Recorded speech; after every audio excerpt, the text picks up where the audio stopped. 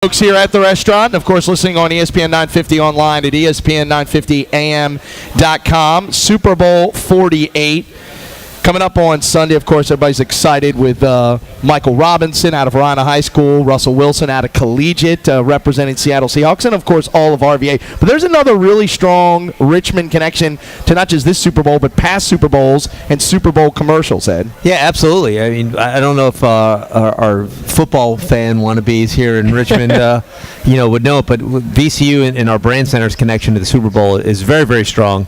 You know, we have a lot of VCU alums who work on Super Bowl commercials and do a phenomenal job, really bright, talented people. And it all comes from our guest today, which is Helayne Spivak from the Executive Director of the Brand Center. Welcome. Thank you. How are you? Great to have you with us. Great. I'm surprised to be on a sports show. It had to be the commercials. The only way anyone would invite me. But you're invited. Hey, listen, we're breaking ground here, right? You're classing up the joint. Yeah, absolutely. You haven't seen where we are. Well, you know, as it is Super Bowl time, and as looking forward, I mean, most fans watch shows, they watch commercials, whatever, and people get really excited about it, but no one understands what goes into it. How far out do these things get started? You know, kind of take us through the process of getting a commercial done.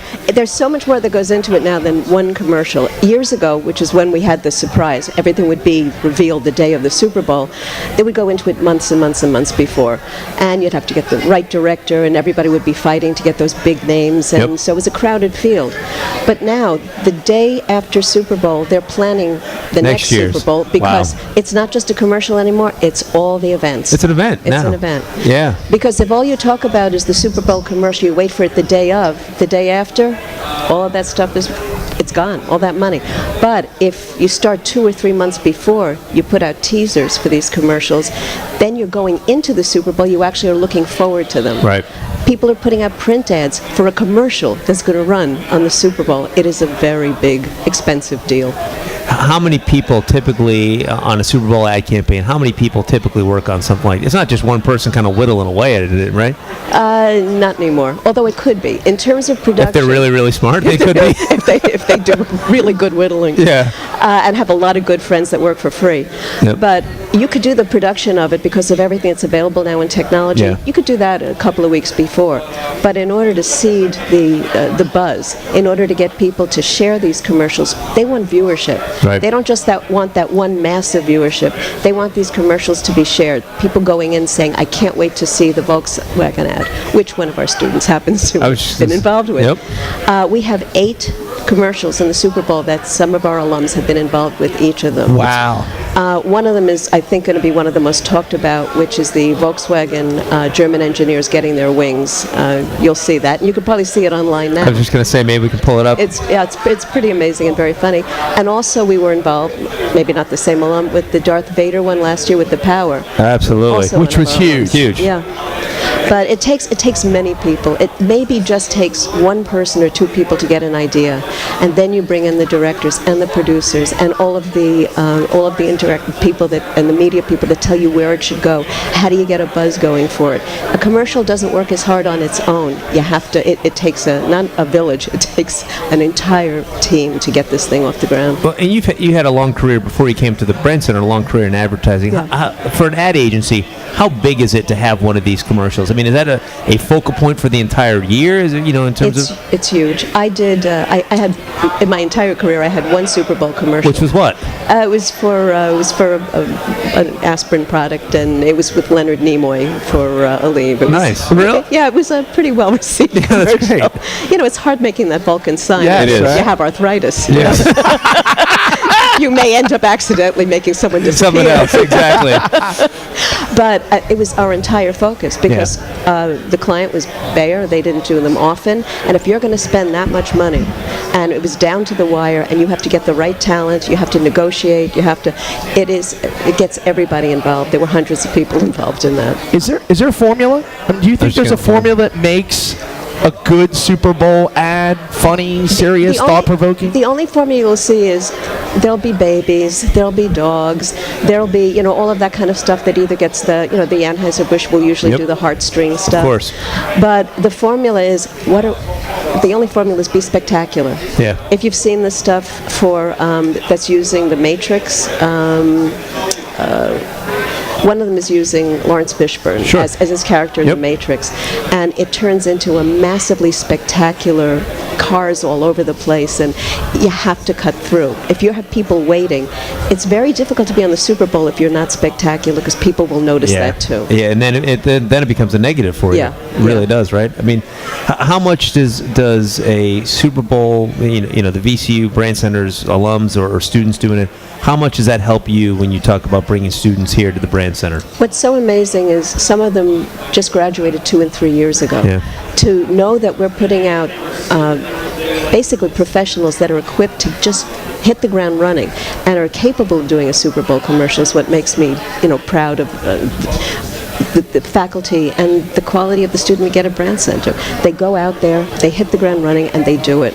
And to have 8 spots in this year's Super Bowl is just proud and amazing.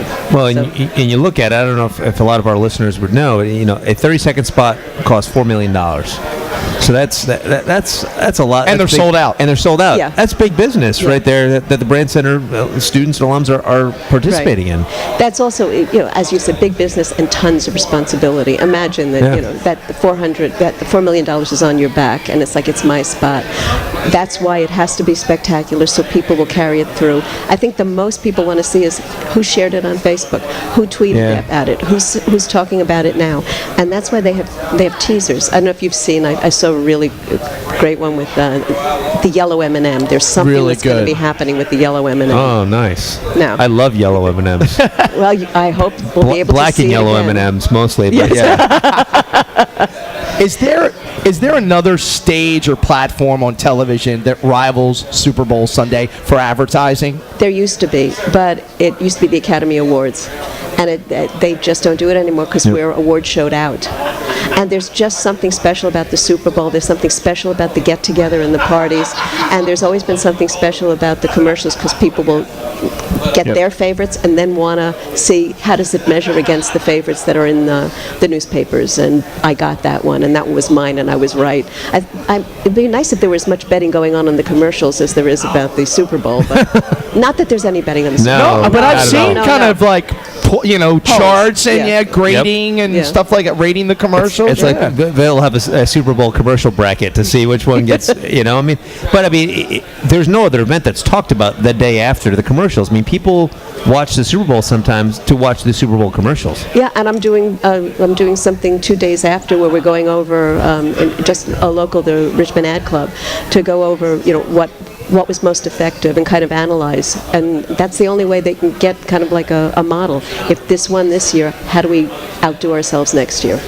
Wow. And we try to outdo ourselves, the industry and all the talent for that next year. I mean, New York has turned into Super Bowl Boulevard. Yeah. Broadway, right? Broadway they have toboggan, I think. Now, can you imagine, you're in New York, you're trying to cross the street, there's a toboggan in your way. And they're impatient as can be. Impatient as can be. Yes, there are going to be cabs on that toboggan. Well, before we let you go, do you have, other than the one you obviously did, do you have a favorite Super Bowl commercial of all time? I think my favorite is always the next year. And I think one of them is, you're going to see, and again, my personal favorite, there are going to be a lot of them, and I think you'll see why, is the Volkswagen. I'm looking forward to it. It's That's wonderful. great. Well, thank you. No, thanks so much Thank for joining you. us from the internationally renowned VCU Brand Center. Let's take a quick time out. We'll come back. We're going to talk to a guy that a lot of folks remember, a longtime Duke Blue Devil, NBA veteran, and now working for CBS Sports Network, Ala Abdul Nabi. He's going to join us next, talk a little VCU and A10 basketball right here on ESPN 950.